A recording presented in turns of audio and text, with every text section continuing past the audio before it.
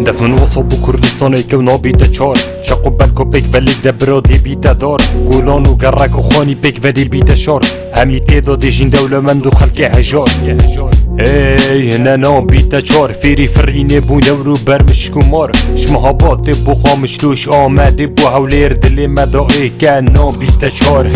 ای بزانا ای که تو ببری لجهویت نوهاندن هزار کزی کردا بینی رکی دی زفری وکی یم بریده دست مدا بون رازی لامها بونو یه تینو هر دی هبی نبوناش مطرسی تمرن برنابین اف جمجو خوک زکی پیسو چاپال همی گولونو گرک بود بنا چاپر لیخ سر دجمنا هم دی ایخن همی هیز خولب مزیخن والا کرد سر برند سر ایخن لیخ